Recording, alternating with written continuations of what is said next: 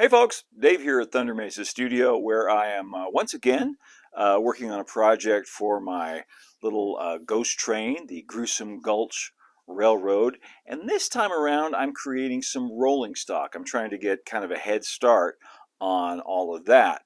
Now, in the Gruesome Gulch, there's going to be two layers of track, two loops, one on top of the other. Big loop up here and a smaller loop down below. So I wanted two different trains running on there. Probably on the smaller loop, what I'll have is some little mine cars going around. But on the main loop, I wanted to have some kind of gothic, Victorian looking shorty excursion cars. But of course, there are no products like that available. So once again, we have to improvise. I have to come up with my own.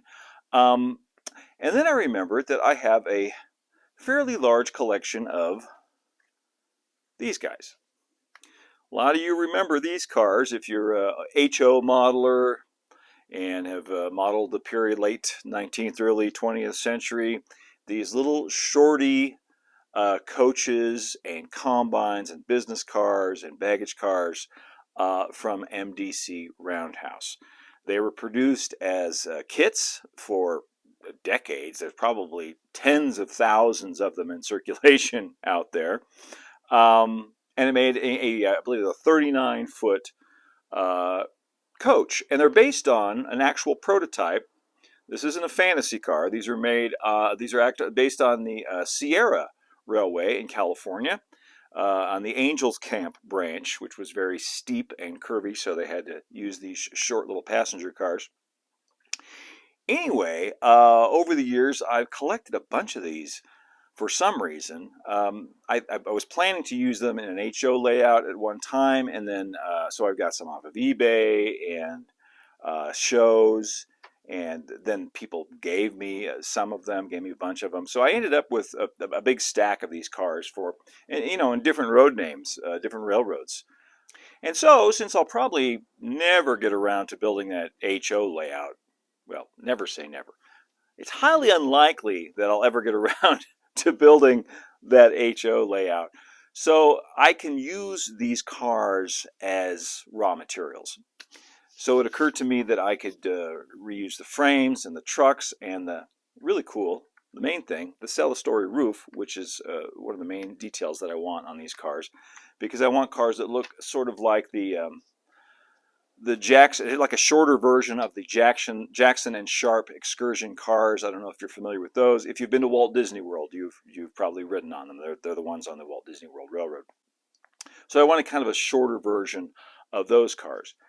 So you cut these down, you get rid of the body, and you end up with a frame for basically a 19-foot On30 narrow gauge excursion car. So I've laser cut some parts, done a little bit of math, hurt my brain, and so now I'm going to attempt to put some of them together. Eventually I think I want 4, maybe 5 of these cars, so let's get started on one for right now. So let's open one of these up. This one is a Sierra Railroad Overton coach. These were also offered ready to run from Athearn for a while. I believe Athearn still owns the tooling on these. Yeah, this is the original. This was the prototype, the Sierra Railway. The price on this, $5.60 at your local hobby shop back in the day. Okay, I'm going to use that. And I'm going to use all of that. I only need the bottom of that. And yeah, set that aside. So we'll start on the frame. And the first thing I want to do is remove these HO scale steps, because that's kind of a dead giveaway. Fortunately, this is a pretty soft plastic and easy to cut. There we go. So we cut all 4 sets of steps off.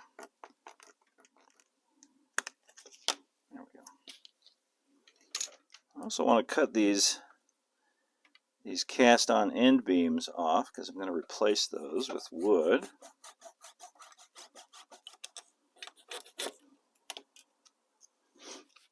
And now I want to sand all four sides as straight and smooth as possible, as square as I can get them. Now I'm making some new end beams out of O-scale 4x6, carving out the little notches for the coupler pockets.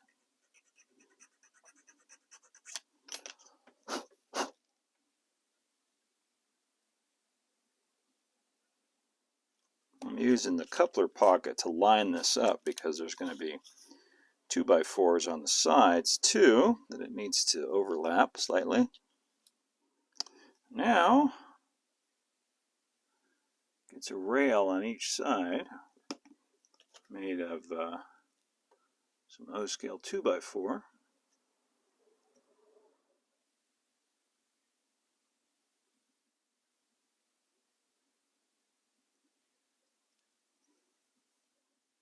So now I want to add platforms to each end, so I've cut some pieces of O-scale 1x8, just covering up those holes down there where the steps used to be.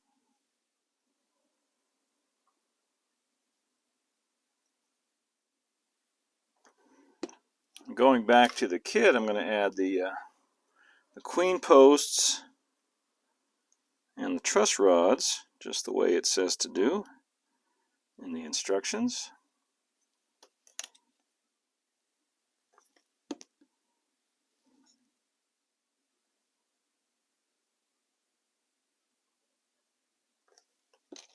And the kits still come with this black thread to do the truss rods, and I'm going to use it. Start by gluing one of the ends down right there. Using a little baking soda to kick the CA and add some extra strength.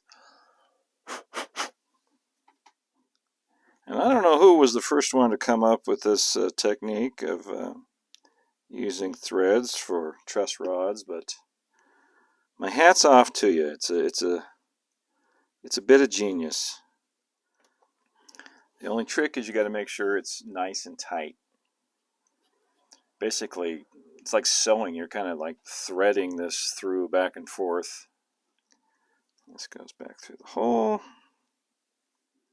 and right across to the next hole. See, just like sewing. I'm going to put a little CA on that to keep it from moving.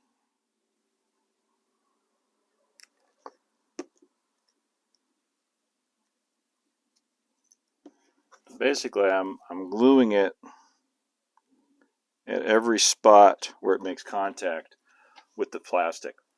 And that'll assure it stays nice and tight and we don't get any sags in our truss rods. Nothing worse than saggy truss rods.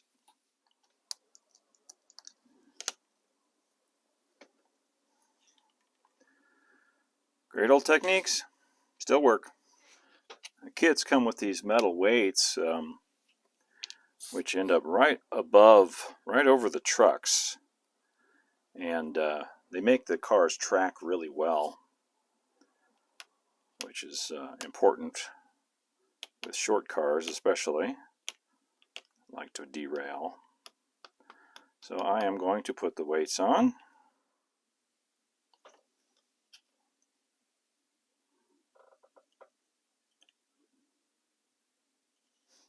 The way these cars are designed, the trucks actually screw into the bottom, to the floor of the body. So I need this as a mechanical piece. So I have to cut up the car body. I kind of hate to do it because they're so nicely painted and printed. I've always really liked these cars. So, but it's got to be done. If you're squeamish, look away. I'll be cutting up some plastic here.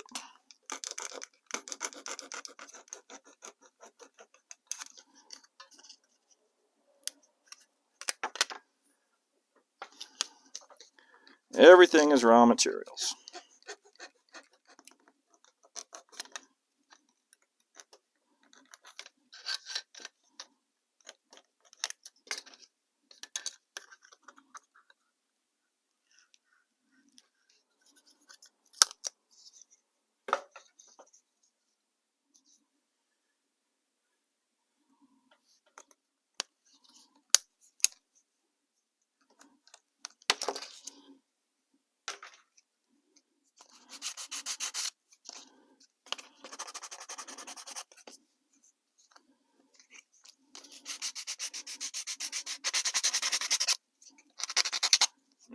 ahead and glue the floor on using some thick CA. I'm going to glue it right to these weights. Use these holes to align everything properly. That's probably plenty of glue.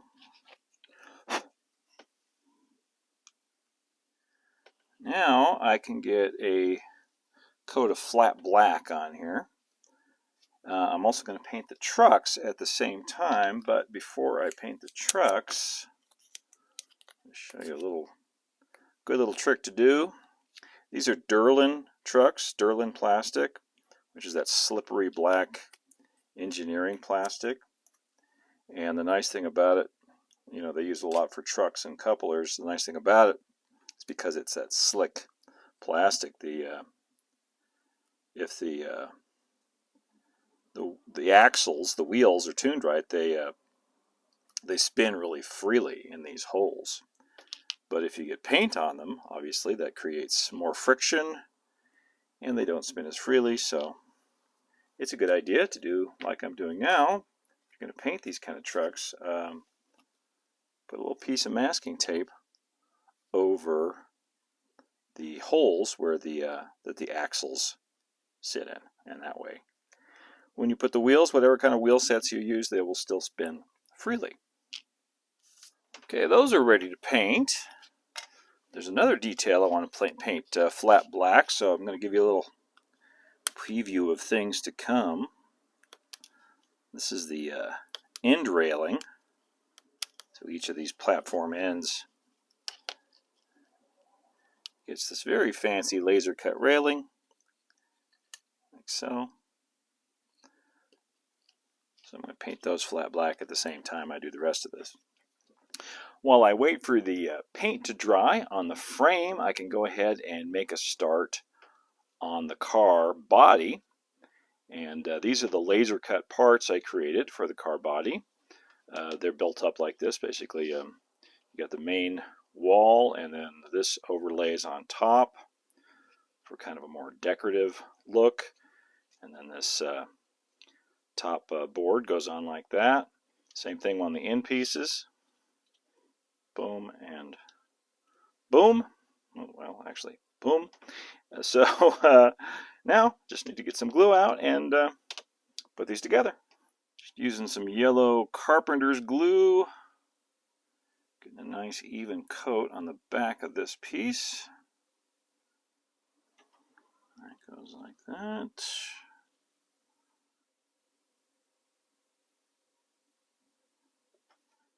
Just gets overlaid right under there to give it a little bit of three-dimensionality. So, two sides like that. And then two of these end pieces, just like this. Right. Then I've got these 3x3 posts, which match up to the laser cut sides, the uprights. Those get glued in like so. And these have been cut 3/16 of an inch shorter than the height of the wall, so the roof will fit down on top of them. Then I want to add a piece of scale, O-scale 2x4 down here along the bottom, and that will help it match up with the frame later on. And then I can do the rest of these upright posts. Once again, just matching them with the laser cut sides.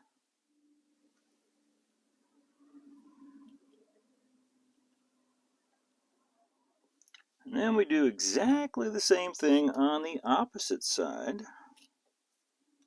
Put those upright posts in there. And then the end pieces get glued in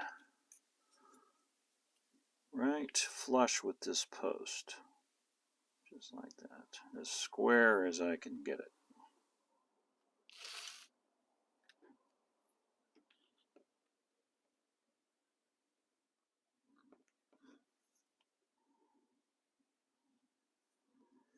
last pieces on the body are these little strips of molding that fit these corners. Kind of make that, dress that up a little bit. Make it look a little fancier. There we go. I'll do the other side and then I can get some paint on this. Well, I've already painted the roof a flat black. Now I want to do a test fit. Ooh. That's just about perfect. Yeah. I love it when a plan comes together. For color on this, I found something down in my local hardware store. This is a line of paint called Rust-Oleum Chalked. It comes in a whole bunch of different colors. And apparently it provides a very matte, chalky finish. This color is called Coastal Blue, which I think will work.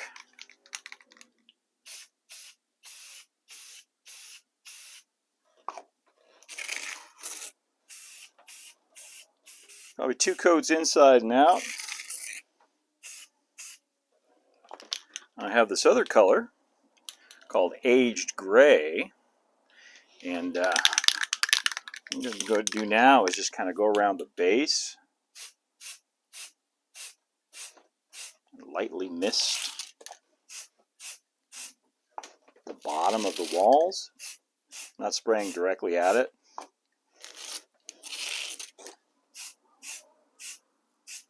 Just to make the paint look faded and weathered down there.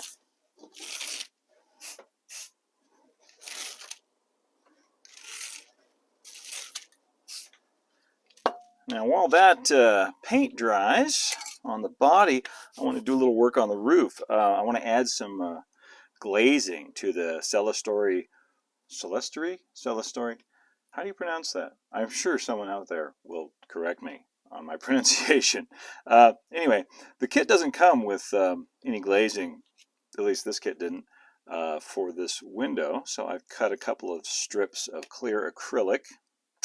But I don't just want clear glass, I want colored glass. So I'm going to use the same kind of trick I used on the Gruesome Gulch epitaph, the newspaper office. I had that purple window above the door. I'm going to do the same thing here. I've got some purple construction paper, and I'm going to put a very light misting of 3M Super 77 on it. Be right back. And then I should be able to just take my glazing, stick it right down on there.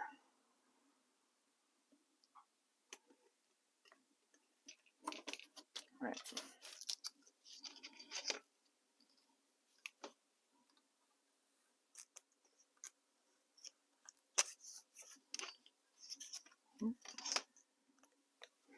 Now I'll just use a little bit of my canopy glue to glue these into place. You want to glue that in there paper side in, obviously, so you get the shiny glass on the outside. And you end up with a look like that. Well, now I'm going to do something crazy. Well, it's not that crazy. Without any further ado, I am going to go ahead and glue the body right to the frame. Now, if my calculations are correct, this should just pop right on there. Now I want to have the look of a wooden floor in here. So I've cut a piece. This is some 1/32 of an inch thick basswood. I'm going to stain it. This is some Minwax dark walnut stain. Make sure I got these edges because these are going to be visible.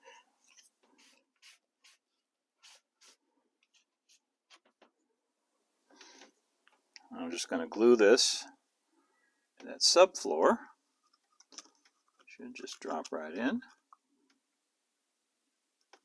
Just like that. Now I'm using some O-scale 2x6 as little interim steps here. in each of these openings.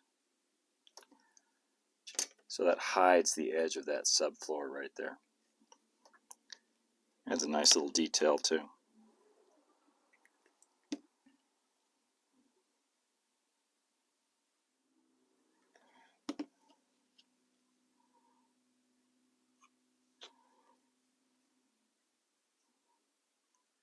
Now I'm working on the benches, and each one of those is made up of 4 pieces. Got a piece of 16-inch thick basswood that's been cut to 5/16. Then I use a piece of 6x6 just as a brace on there. And then we have a piece of 25 thou laser board for the seat. So there's the seat, and then the back. Let me show you how it goes together. The seat fits down in between these upright posts, and then the back gets glued to these angled pieces right like that. Okay, but first I need to paint them, and I'm painting the seats with some Vallejo mahogany, nice rich dark red brown. Now I can install the benches. The easiest way is to apply a little bit of glue to these upright posts, since you kind of have to slide the thing into position and then put some on the bottom edge. That way you don't get a glue smear when you slide it.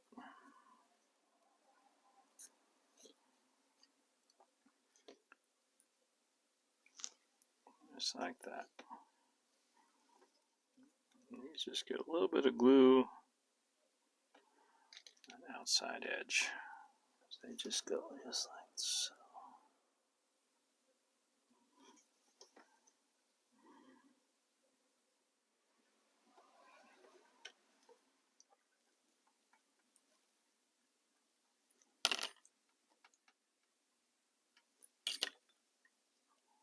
Not too bad.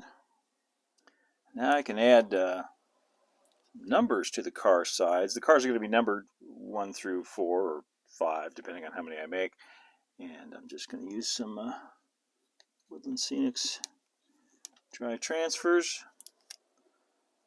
This one's going to be car number 1. Got it on a piece of clear tape right here. Trim this down a little bit so I can get it where I want it. Kind of right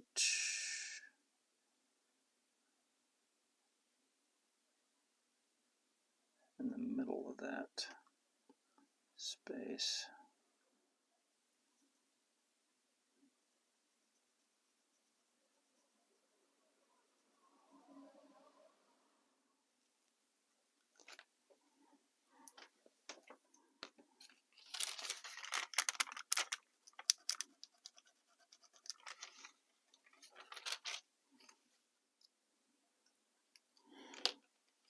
Nice, perfect. I'll take it. Now I want to add a brake wheel to each end in each platform. So I drilled a little hole and putting a wire through here. I think I'll reuse the same brake wheel that comes with the kit. It's a little small, but you know, it's a small car, so I think it'll be okay.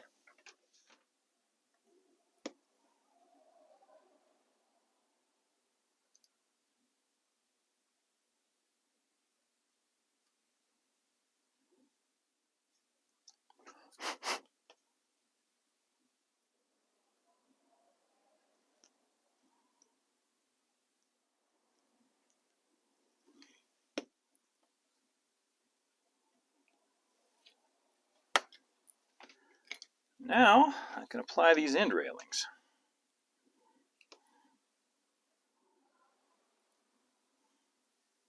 yeah, I like that.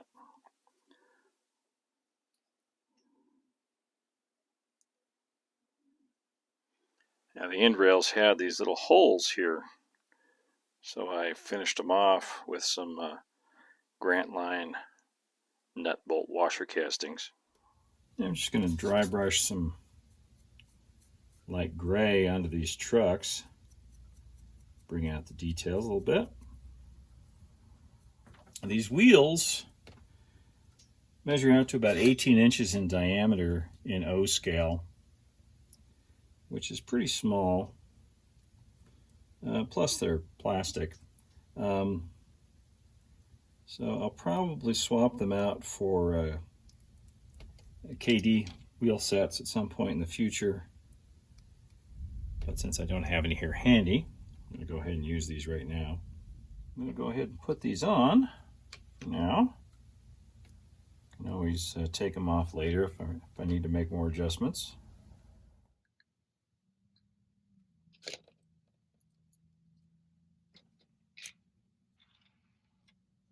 One of the cool features of the Jackson and Sharp style Excursion cars is that they have these a side step on each side that runs the entire length of the car from one end to the other. And that's why these cars were favored, and still are, by theme parks and zoos and stuff like that, that style of car, because they load much more quickly. They load and unload much more quickly than a classic passenger car would. So you can load all of the rows at the same time. So that's a detail I definitely wanted to include on my cars. So I designed some steps here. This is some 25 thou laser board. Once again, I'll just get a bead of yellow glue here along the bottom. There we go. I made these steps a little narrow on purpose, probably a little narrower than they might be in actual use, and that's just for clearance issues on the layout.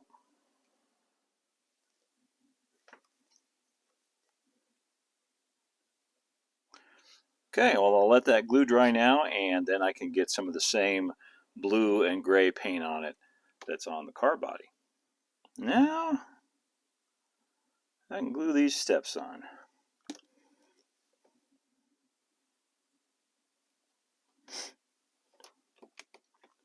Now I want to drill out these holes because I want to add some nut bolt washer castings. Once again, these are some Grant Line nut bolt washer castings. These are some really small ones.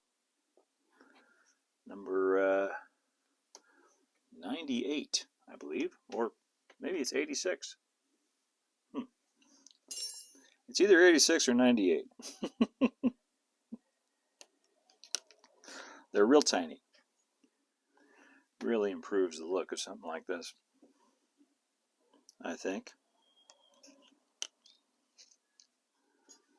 Okay, now I'll do the other side to match.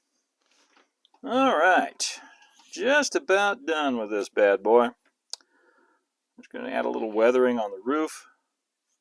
Got some kind of blue-gray chalk. I'll make that look a little bit older and spookier. Do a little on the end rails here too.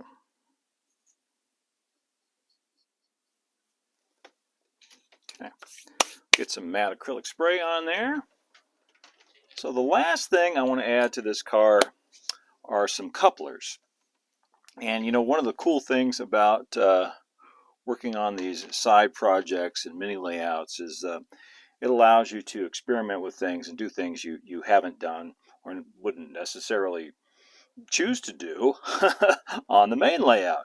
And what I'm doing with these, with all the cars, I think on Gruesome Gulch, is I'm going to use link and pin style couplers. Something you don't see very often on a model railroad. I don't have any experience with link and pin couplers, so it'll be a learning experience for me. but they are more historically accurate, if I care about such a thing, for the period I'm modeling, you know, late 19th, early 20th century. And I have a feeling they'll be a little bit more forgiving on the very sharp curves than good old knuckle couplers will.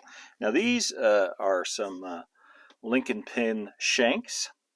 And then I've got the actual links and pins right here in a little baggie.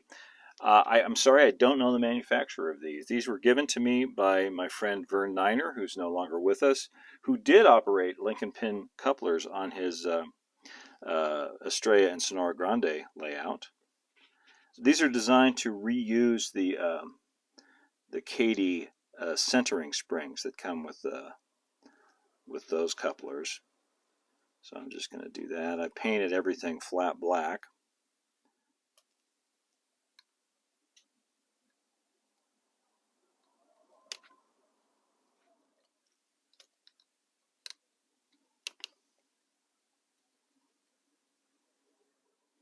I like to put a little black paint on these screws. They are awfully shiny. Turn the car over. I can put in the actual links and pins. These are brass.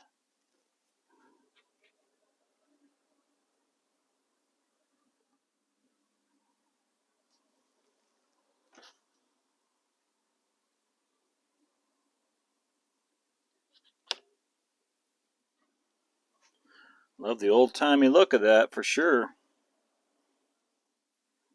Yeah, I think the rear one I'll just put a pin in.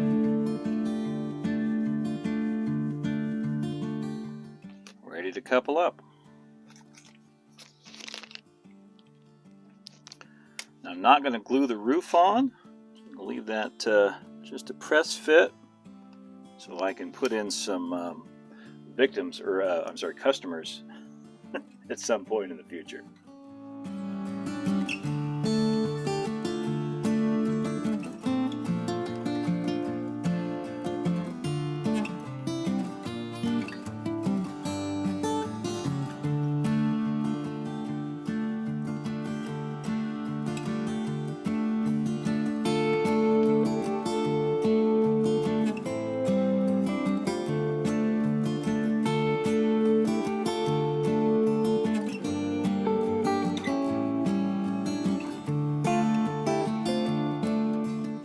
And there it is, the first piece of rolling stock for my Gruesome Gulch Railroad. I ain't gonna lie to you, building this was more fun than humans should be allowed to have. I had a great time making this and can't wait to finish the rest of the cars for this little excursion train. But I'll let you in a little secret. I'm already well along on car number 2, so just a couple more to do after that, and we'll have ourselves a full excursion train for the Gruesome Gulch Railroad, which I still need to build, by the way. So if you want to follow along with that project, or any of the projects, or all of them here at Thunder Mesa, don't forget to hit like and subscribe. You can also follow what's going on Instagram at thunder.mesa, and see what's new on the Thunder Mesa Studio website at thundermesa.studio. Or if you really like what we're doing here on the channel and want to show your support, you can do what these nice folks did and head on over to patreon.com/thundermesa and show your support there. Until next time, keep moving forward, my friends. Thanks for watching. Adios for now.